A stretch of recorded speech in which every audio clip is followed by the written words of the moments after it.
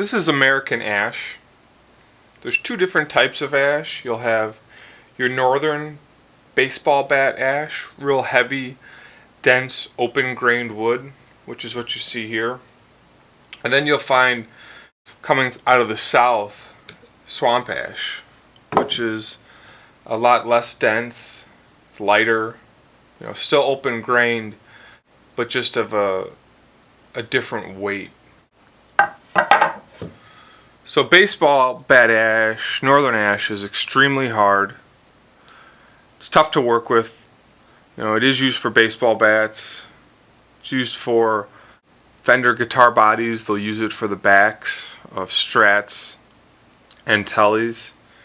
Since it's open-grained, they will have to use a grain filler on it. I'm not really a big fan of putting grain filler on a piece of wood. I like leaving the wood in its natural state whenever I work on it. So that's a drawback.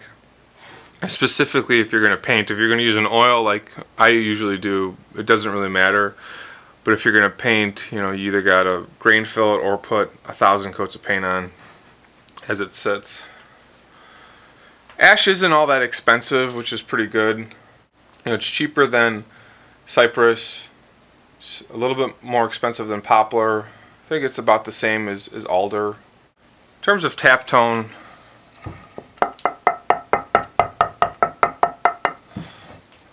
this piece doesn't have the greatest tap tone.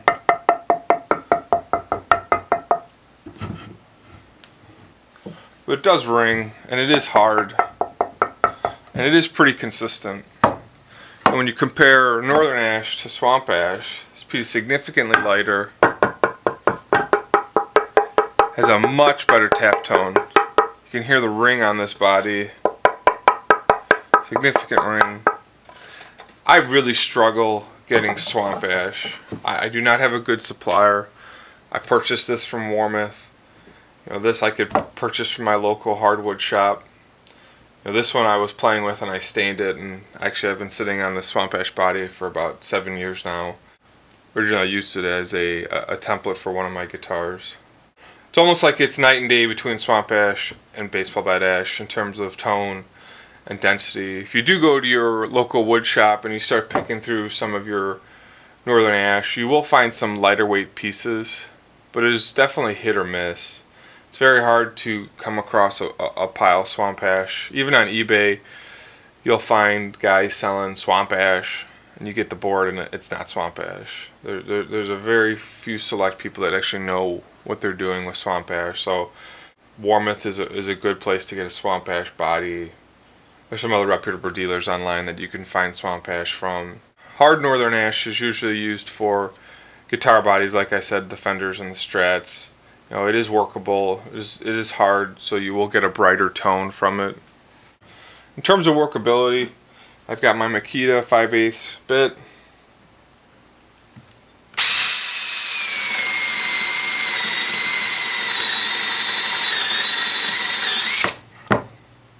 It's very hot. The drill does struggle a little bit going through it because it is a dense hardwood. I would definitely use ash for, a guitar body. I wouldn't use it for a neck, even though they use it for baseball bats. You'll see every once in a while on TV when a baseball bat breaks, it splits along this grain. So I would really use, ash for bodies. I wouldn't use it for a neck or a fingerboard. I have seen some guys do some really cool things with ash though. What they'll do is they will color the pores, so they'll do this with a dark stain and they'll sand this off to get the grain lines to really pop.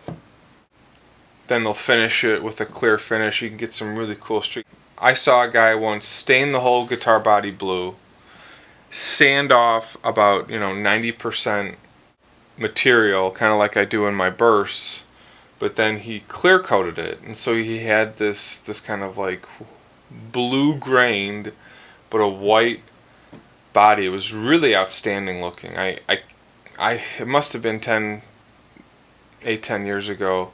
Just a really neat thing to do.